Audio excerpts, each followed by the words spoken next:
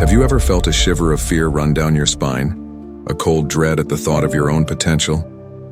Maybe not the potential for good, but for something raw, untamed, dangerous. That feeling isn't a weakness. It's a recognition of the power you hold within, a power that, if unleashed, could reshape your very existence.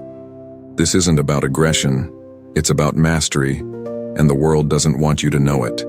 Today, we delve into the terrifying truth that to truly live, you must embrace the danger within you. Prepare yourselves because we're about to confront the real battleground, your own mind. Get ready to become dangerous. This video is broken down into 7 chapters. We will explore the nature of inner power, the necessity of taking control, and finally, the explosive potential of a life lived without fear. Buckle up, because the journey ahead won't be easy. But remember, stay with me to the very end, as we will draw some vital conclusions you won't want to miss. Chapter 1. The Quiet Monster. The world paints a picture of virtue as harmlessness. They tell you to sheath your competitive instincts to avoid aggression, to play it safe, always taking a back seat. They sell you the lie that ambition is a vice, that power is a corrupting influence. But what if the opposite is true? What if true strength is found not in weakness, but in a controlled, focused, almost monstrous power? The most dangerous individuals aren't the loud, boastful ones. They're the quiet observers, the ones who have mastered their inner demons and channel that darkness into a force for good. Being dangerous isn't about outward threats. It's about the potential you hold, the unwavering belief in your ability to achieve anything, a force that can challenge the limitations and the boundaries that the world tries to impose on you. It's about a deep understanding of the capabilities that you possess, and more importantly, the determination to wield them effectively. The world often promotes passivity, but remember, the most dangerous creatures are not always the ones that roar the loudest. They are often the ones who move in silence and strike with precision. Do not be fooled by the noise. Focus on the silent strength within you. This is the foundational principle that we'll be exploring in this journey. To become truly powerful, you must first acknowledge the monster within, a monster not of malice, but of unyielding drive, a creature that will not yield to obstacles or settle for mediocrity. This beast, when controlled and focused, is the essence of success. It's the fuel that drives you forward when the world tells you to quit. It is the unwavering force that keeps you pushing when the challenges seem insurmountable. By not acknowledging this beast, the world is hoping you'll settle for a life of mediocrity, where you are simply a sheep in the herd, incapable of creating meaningful impact on your own terms. They want you to accept limitations.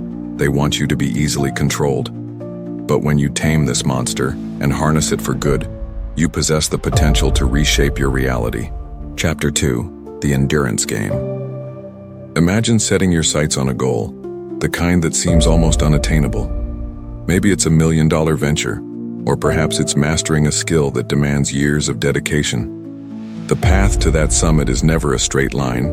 It's paved with setbacks, failures, and moments when you feel like giving up. This is where endurance becomes your most valuable asset. Resiliency isn't just about bouncing back. It's about refusing to accept defeat as a final state. It's about embracing the stumbles, the rejections, and the close calls as learning opportunities, each one building up your resolve and preparing you for greater triumphs. Like a muscle that gets stronger with each rep, your resilience is cultivated through the adversities you face.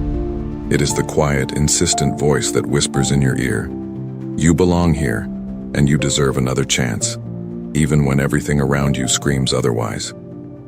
Remember, champions aren't made in moments of victory, but in those times of persistent effort, when they refuse to let failures dictate the outcome of their journey. And it's not just about physical stamina, it's mental and emotional resilience as well. It's the ability to withstand the psychological burdens of chasing your dreams, the doubts, the fears, and the constant questioning. This requires an ability to control your inner world, to remain focused on your vision despite the internal and external pressures attempting to derail your trajectory. Being dangerous also means mastering your thoughts, shaping your emotions, and learning to rise up, not only when you are knocked down, but again and again, no matter the circumstance. Resiliency is the shield that protects you from the negativity of the world, and the sword that cuts through any obstacle that comes your way. This resilience will allow you to not only participate in the game of life, but to excel in it. Chapter 3. The right kind of dangerous. There is a false idea that being competitive is somehow wrong, that striving for victory is inherently immoral. However, the problem doesn't lie in the desire to win, it lies in the methods used to achieve that win. There's a huge difference between healthy ambition and maliciousness, between striving for greatness and cheating, between a relentless drive for success and being a tyrant. The world wants to lump all of these together, so that when they shame the toxic behaviors, they are actually shaming your drive to reach your goals. They make you think that you have to be a good person by letting go of your dreams and aspirations. Don't fall into that trap. The world is filled with good people that are miserable and unfulfilled. Being a good person doesn't mean that you shouldn't strive to win. It means that you should win with integrity. The drive to win is not just part of being human, it is the key element that pushes the species forward. You have been given a unique life, with a specific purpose and set of goals. Your life isn't meant to be squandered on the whims of others. This is your story, and no one has the right to write it for you. This means that you must embrace your competitive nature, but you also need to do it with honor and integrity. Strive to be the best version of yourself, push your limits, and dare to reach for your dreams. You must also ensure that you are not harming others in the process. Remember, it is not wrong to win, but it is wrong to win at any cost, without considering the ethical implication of your actions. Being dangerous is about fighting fiercely for what you believe in, but always keeping your heart and morals aligned to a higher purpose. Chapter 4. The Call to Arms. This life is a battle, and you are not just a spectator. You are the warrior. You've been called to this arena. You are armed with resilience, fortified by endurance, and now, you must embrace the dangerous edge within you. There will always be obstacles, giants of challenge looming in your path.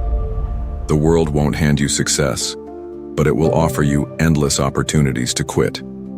The path to greatness will be fraught with difficulty. It has not been easy for anyone that has ever accomplished anything significant in history. There is no such thing as an easy win. You must be prepared to fight with every ounce of strength, resilience, and focus that you can muster. But with courage, grit, and a belief in the power that lies within, you can overcome any obstacle, any giant that dares to stand between you and your destiny. You can't just react to life, you have to actively craft it. Take control. Stop being a passive observer and become the architect of your own future. This isn't about some vague cosmic intervention. It's about you taking ownership of your life. You have the power to dictate how you will respond to adversity and how you will carve your destiny into the landscape of history. It's a conscious choice to embrace the struggles, to see the giants not as reasons to give up, but as stepping stones to your ultimate victory. You have to recognize that the battlefield is within you. It is a battle of thoughts and emotions. Once you have won that war, you are unstoppable. Remember who you are, what you were called to do, and why you started this fight in the first place. Chapter 5. The Battlefield of the Mind. The battle for success is won not in the world of actions, but in the silent space within your own mind. This is where the war truly begins. It's where your limiting beliefs, your self-doubt, and your fears wage a constant war against your ambition and your potential. The true mark of a dangerous individual isn't just the ability to take physical action, but the capacity to control their inner landscape. It's about mastering your thoughts, choosing to focus on your vision despite the doubts and worries that attempt to undermine your resolve. When you control your thoughts, you control your emotions. Your why is your compass, your guiding star through the storms of life. It's the reason that fuels your perseverance and gives you the power to push past your pain, disappointment, and discomfort. The world will try to distract you, to make you focus on the how, but it is the why that will make you unstoppable. And remember, you already possess everything you need to achieve greatness. The most powerful weapon is not something that you have to search for or buy, but the inner potential that you already have. The power to shape your future is already within your grasp. You just need to unlock it. Many people underestimate their potential and focus on what they lack instead. Chapter 6. Owning the dream. Don't rent your dreams, own them. Don't just think about your dreams, take ownership of them, commit to them, and become obsessed with them. The greatest failure in life is not failing. It is never trying at all. The world tries to convince you to settle, to compromise, to settle for less. But you have a duty to fight for the life that you truly want. It's time to stop leasing a watered-down version of your potential and to put down the money, to do the work, and to buy your dream, lock, stock, and barrel. This is when a dream becomes real. You have to make sure that this dream becomes an intrinsic part of who you are, because once you truly own your dream, it becomes an unwavering part of your identity. A dream that can't be taken from you is a source of infinite motivation. The enemy wants you to remain ignorant of the truth, ignorant of your true potential. They want you to believe that you are weak, incapable, and unworthy. They want you to run from who you were meant to be. They know that if you truly discover your true worth, your inherent value, and the amazing potential you hold, you will become an unstoppable force. This message is not just motivational, it is a declaration of war. The enemy doesn't want you to see the potential that you have, because if you can't see yourself, you can't see opportunities either. The world wants you to remain ignorant, so you remain manageable and unthreatening. The world fears those that know their value and are not afraid to fight for what they deserve. Chapter 7. Unleashing Your Power. You already know what failure feels like, what it's like to give up, to quit, to succumb to the temptation of mediocrity. But you have to also experience the feeling of pushing past your limit, of giving absolutely everything you have to achieve your dreams. Your limits are self-imposed, not given by the world. And remember, life does not get easier. You get stronger, more resilient, and more capable. You have to run after your dreams, your ideas, and your goals. Once you take ownership of them, your reality will begin to shift to reflect your beliefs. You will realize that the ones that rocked the world, the legends, were all dreamers with their eyes wide open.